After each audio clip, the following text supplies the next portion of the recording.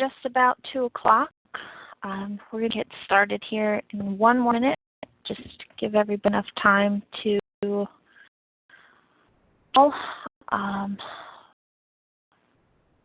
everybody who is logged to the webinar now. I'm just going to give everybody 1 minute just to get into the and into a teleconference or set up the audio broadcast. We do have a chat box and a Q&A.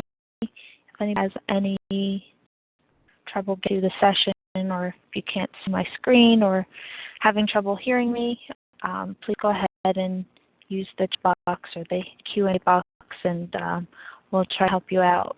Again, I'm just going to give it 1 minute just to make sure everybody has a chance to run before we get started.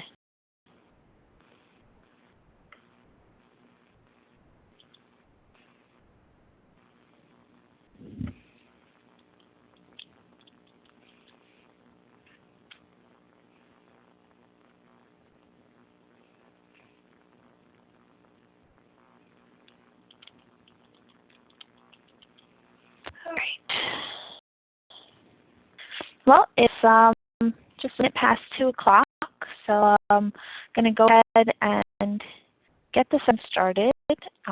See that more people are still filing in, but we'll just get started with the introductions, give everybody a chance to get into WebEx and into the teleconference, or you're welcome to just use the audio broadcast option as well.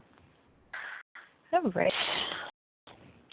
So thank you all for joining us for today's webinar on online retail engagement. Today's topic will cover the ways that online retailers are leveraging technology to increase online sales.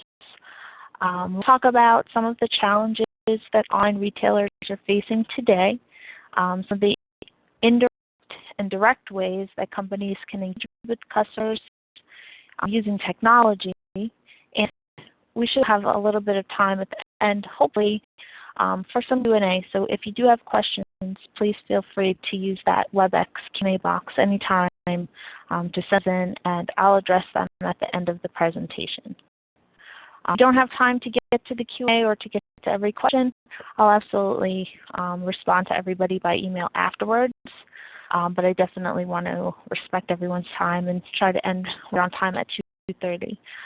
Also, we are recording this session, so send out the slides and a link to the recording probably by midday tomorrow. So please feel free to forward that information to anybody else in your organizations who you think might be interested in this information.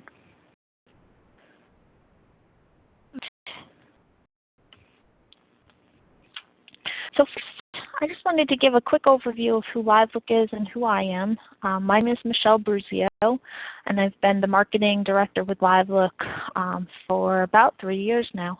Actually, exactly 3 years now. I think this week is my 3-year anniversary at LiveLOOK. I spend a lot of my time talking to our customers and our prospects and understanding their goals and their challenges. I do often attend and speak at industry events covering online customer service and online sales, and I frequently blog about these topics at blog.livelook.com. I enjoy being part of the customer engagement technology community online in social media, particularly in Twitter and Facebook and LinkedIn. So what LiveLOOK does, for anybody who isn't already familiar with us, is develop customer engagement solutions like co-browsing technology, live chat, click-to-call, and that sort of tool. What we're most well known for is our co-browse solutions. We are the most deployed co-browse solution at enterprise organizations across the world. Companies choose us for a number of reasons. Our solutions are universally compatible, so they're on desktop devices, and on any website. So no matter how complex the website is, no matter what rich web technologies are in play, if it's your website or your partner's website, any website that a customer, that a company needs their agents to see in order to help their customers, LiveLOOK will work. And it also works with showing desktop applications, which is an area where most co-browsing tools are limited to just showing specific types of content in the browser. And we do all this in a controlled and security-conscious way, which is what makes us very popular with retailers and financial services insurance companies. So a company that works with us will typically block or allow a certain combination of web pages and domains and desktop applications for their agents. So they even have the ability to block out specific fields on a web form. So in this way, their agents can co-browse with a customer in a very controlled and privacy-conscious way, meeting any regulatory considerations like PCI and HIPAA compliance. So LiveLOOK solutions are patented, we're cloud-based, and we're well-vetted by some of the biggest companies in the U.S.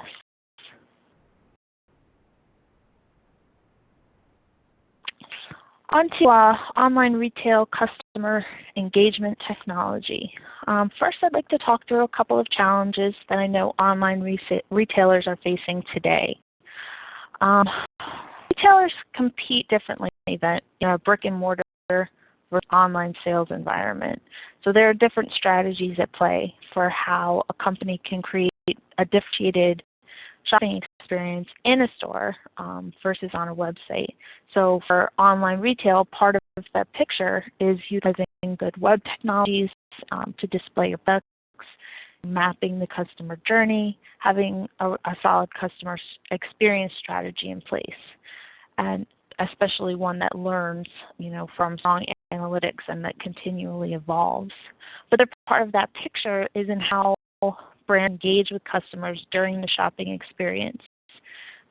Some pretty standard ways of doing this. Some companies miss out on seeing customer engagement as a strong area for differentiation. Sure, we can, set up click-to-call or live chat or invest in really good center technology. But the challenge now is to think outside the box on engagement. So using your analytics and starting to integrate things and apply business rules to more proactively engage. And we're starting to see engagement as the goal versus focusing on reduction of the call volume. So we'll talk more about differentiating the shopping experience, but this is definitely one of the top challenges for retailers today. Number two, connecting with shoppers on a level similar to in-store, is where I'm going with the whole differentiation angle. Retailers already know the value of having a well-trained, friendly, capable sales associate available in the store. They're helping customers and guiding customers. They can sell and upsell and cross-sell. They're engaging and they're connecting to prevent the customer from just walking out before they purchase something or go and check out the same product in another store. So retailers are challenged to create this similar level of engagement online, and today we definitely have the technology needed to do that. It's exciting. And consistency across channels is another critical challenge, and it's another one that can be addressed well with today's technologies. It's not enough to have a great product or just a good product and a great message and the pricing and good deal shipping. It all has to be packaged up into a consistent experience that customers can access whether they're at home or at work or on their phone or on their tablet. At which point with the brand has to reinforce this idea of a consistent experience from social media to traditional customer service, and companies need to deliver on that promise, every day wherever that customer is. Brings us to mobility, where we're barely scratching the surface today of the power of mobile engagement to generate revenue for retailers. Mobile optimized shopping sites are common, but the experience is sometimes a little disjointed. So retailers are getting better at providing mobile versions of their standard shopping experience, which continues to be important as more consumers shift to mobile devices for doing their shopping online. for retailers can also create a better experience.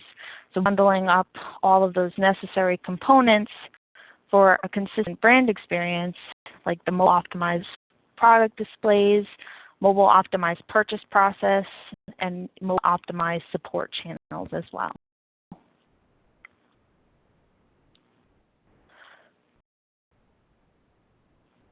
So let's talk specifically about engagement and how retailers are meeting those challenges by implementing engagement strategies and technologies. So first, a full set of tools that are used to directly with customers online, mostly through self-service platforms. So a lot of companies doing a really good job now with peer-to-peer strategies, and they're creating branded online communities and forums, and even connecting directly with brand enthusiasts. And they're leveraging these advocates, these third-party advocates, to assist them with customer service and sales. A lot of companies are investing also in good knowledge-based solutions, so customers can engage with relevant content throughout their journey. And the best of these make a really good analytics to measure customers' intent at each stage and then customize the message and the content.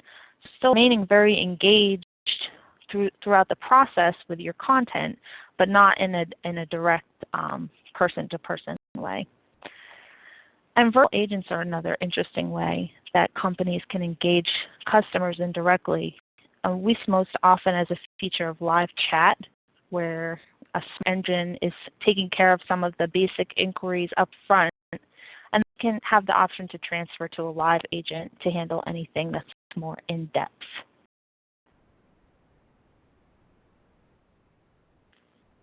What I really want to focus today is on the direct engagement with online customers. For the most part here, we're talking about traditional channels like live chat and co-browsing and click-to-call, but we're talking about enhancing them and integrating them and optimizing them to create a really efficient and engaging experience. So I know there's pushback from some organizations who are still in the mindset of, no, we don't want our customers to call us. We don't want them to chat with us. We want to, bury our 800 number on the back of the contact us page. We're seeing a shift in that thinking. And the thinking behind that at the time was to make the customer experience so great, invest in usability studies, invest in really good web design, using actionable analytics, and do all the right things so that the customer never has to reach out. And companies took strategy thinking that they would save a lot of money on the contact center side and thinking, customers are going to love this. They're going to be able to do what they need to do. So sure, customers definitely appreciate being able to get through the shopping experience on their own, and that's part of the beauty of online shopping. It's the efficiency of it. So for some customers, sure. But what's then when you're competing with another retailer? So say you sell kitchen appliances, for example, and you've got this great website. Your usability experts optimize the experience. It's super easy to use your site. So some consumer on your site, they don't really know much about kitchen appliances. So just going to look around and they're still in research mode, right? So as customers are wont to do, they jump over to your competitor site and they're looking around over there now. Maybe it's not even as well designed as yours. Reading maybe about a new cooktop, and suddenly a little message flashes up at the bottom of the screen that says, do you have questions about cooktops? I'm an appliance expert and I can help you. And with a second, it can literally take 1 to 2 seconds. They're chatting with an agent. They're talking about cooktops, and then it says, let's co-browse, and I'll show a few different types, and you can see which one might work best for you. Now they're talking and they're co-browsing the site together. A couple minutes spent with this customer, and the agent's sold him on a cooktop. He's pointing out an optional warranty. They've built up that customer's order together, and then it walks the customer right through the order process. Within minutes, they're done. A great experience, very much like, walking into an appliance store right in your neighborhood. So that's really the power of engaging versus relying on self-service. And more companies are really getting on board with that concept. And using technology, this can be done very efficiently and very, very affordably. Does deliver a strong ROI, especially over avoiding customer contact.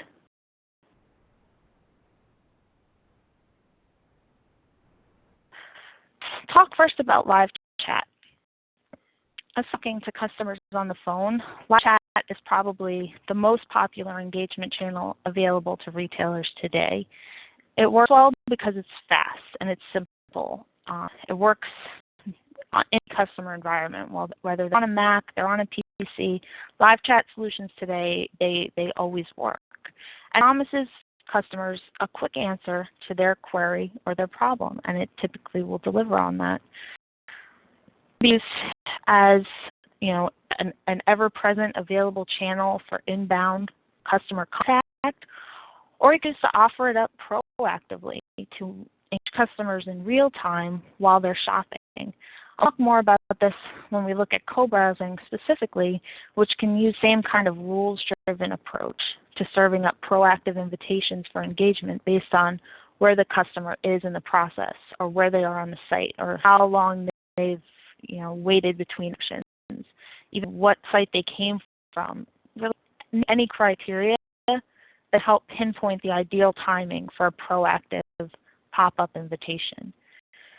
And that actually works exceptionally well when it's combined with the power of co-browsing to enable a shared visual experience while remaining in the customer's preferred channel. I know people, when they think of co-browsing, they think that it naturally works best with a voice interaction. And that's true to a point, but there's no reason to eliminate the option from chat interactions as well, and it can actually work very, very well with chat. And another aspect that makes live chat a fantastic engagement tool for retailers is this additional access now to relevant analytics that it provides. So now we know when a customer is engaged, we know that they're currently online, they're on our site, they're on this page, they visited all these other pages, they live in Michigan, they're in our CRM, so we can put all this information together and provide this exceptionally personal experience for the customer.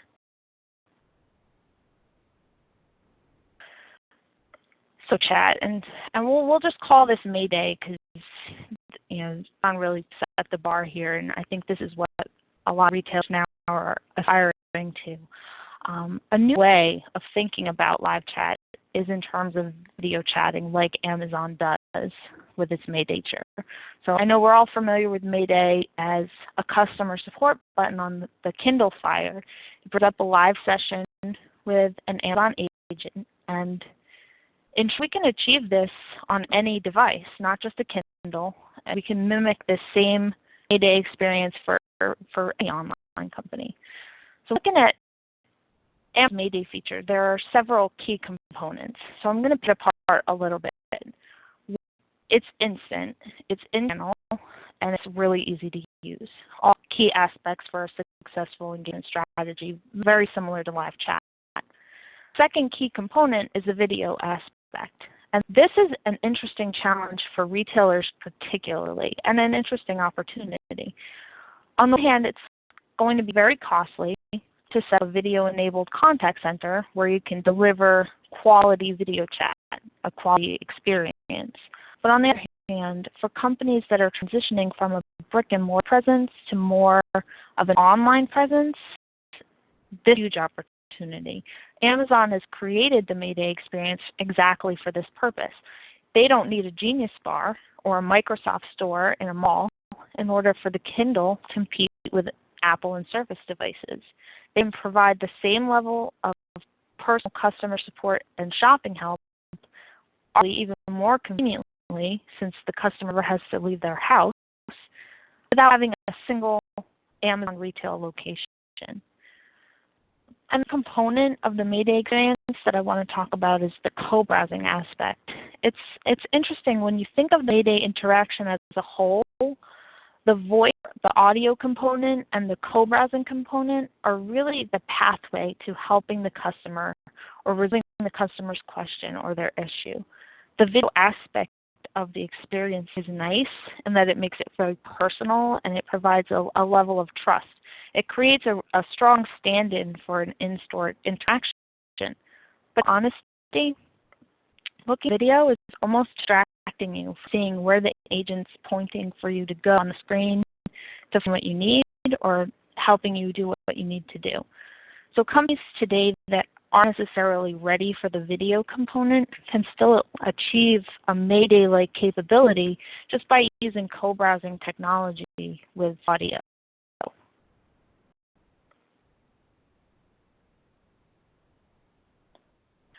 Aspect of co-browsing as part of the experience that people get nervous about is that Mayday, the Amazon reps are seeing the entire Kindle device. There's nothing blocked from their view. But for companies that want to take Amazon's lead and create this Mayday-like experience, and they want to take that risk, general co-browsing technology used for this purpose, along with those strict privacy and security controls to control what the agents can see on the customer's device. So it's more than just a comparable Mayday solution, it's actually a superior Mayday solution.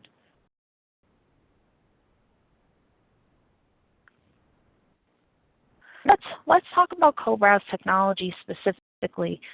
This is my area of expertise since this is LiveLOOK's core technology. Co-browse technology provides an incredibly strong ROI for retail organizations. Retail customers track the value of co-browse across several key metrics, but usually at the top is customer satisfaction rates or customer satisfaction scores by increased conversion rates. Is one that's even easier to measure. So some of the ways that co-browsing increases conversion rates are by catching shops at key decision-making moments, and this from really understanding your customer journey, both through research and analytics, and creating rules that either encourage co-browsing at key moments or proactively offer co-browsing at key moments. So for example, they're a company that does online sales of automobiles, and they've chosen to use co-browsing strategically throughout the buying process. So they'll offer to co-browse with somebody who's in the process of looking at vehicles in the area, and they'll help them pick out good options. And they'll also offer to co-browse with somebody who's on the site looking at the financing pages. So we're working through the application together to get financing started. So you can present co-browse messaging at certain touch points in the purchase process, or even just based on buyer behavior like time on the page or click paths. To address concerns during each phase of the purchase process by engaging.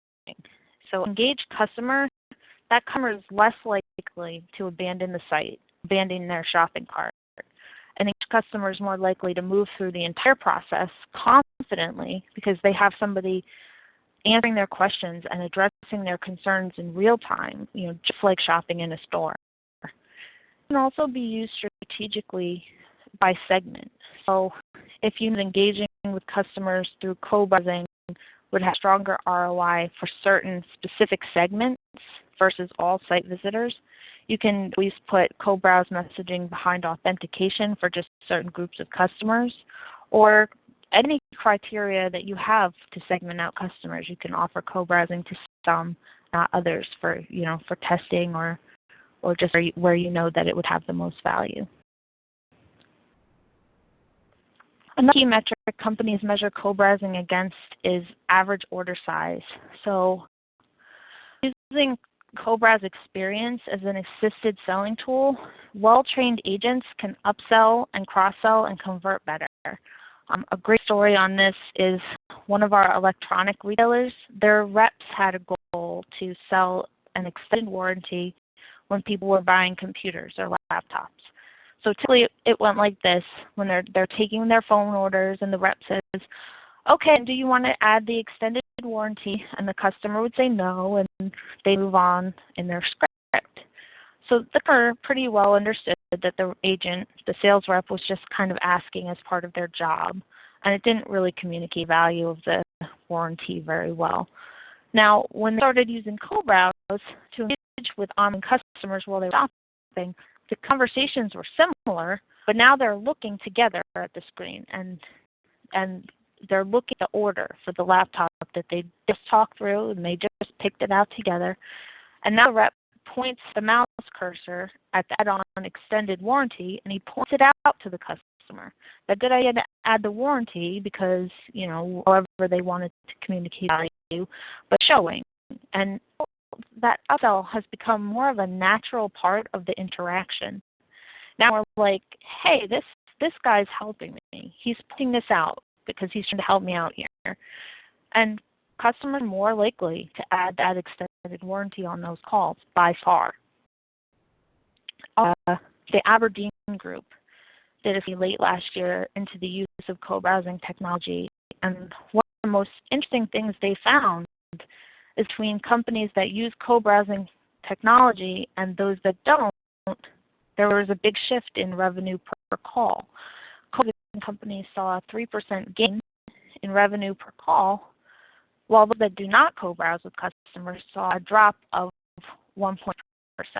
So I think this tells a strong message about the value of co-browsing from a bottom line standpoint, and that's what we see every day with our own retail customers. I talked about this earlier, the importance of differentiation of the online experience. Browsing definitely helps achieve that. The experience is very similar to being in a store, face-to-face with a sales rep.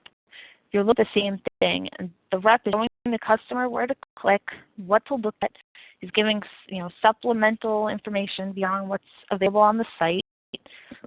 The rep giving recommendations and walking the customer through the entire purchase process. And this personal in-store-like experience absolutely creates a differentiated online or mobile shopping experience, and it drives loyalty and customer confidence. Customers love to do business this way. Right now, we're working with one of the largest banks in the U.S. on deploying co-browse technology, and just last week we got a fresh report of customer feedback, which I actually blogged about last week. If you're familiar with my blog, you may have seen it, but I'll just share one. The best customer service experience I have ever had. The breadth representative feature was really cool and helpful. And that's very typical of feedback that we see from the consumer side. They really like being helped this way. In the same Aberdeen study that I mentioned before, the analysts also looked at things like positive social media mentions and revenue from customer referrals. And in each case, companies that co-browse with customers outperformed those that don't. Positive social media mentions, co-browsing companies were up 13.8% year over year versus 3.4% for non-users, and revenue from customer referrals was up 5.9% for co-browsing companies and just 1.5% for non-users. Today, we'll talk quickly about click-to-call technology. This is an incredible way to combine the power of online engagement with the traditional voice channel. With click-to-call, you have, again, either a proactive invitation to engage with the customer at a specific time in the shopping journey, or you have the option available for any customer who wants to reach out. And this technology then makes a voice connection between an agent and the customer. Starting the voice connection on the website, it's easier than ever now to utilize co-browsing technology because you're talking to an online customer, and the customer has an engagement window open that can easily contain the option to instantly start co-browsing the agent they're already speaking with.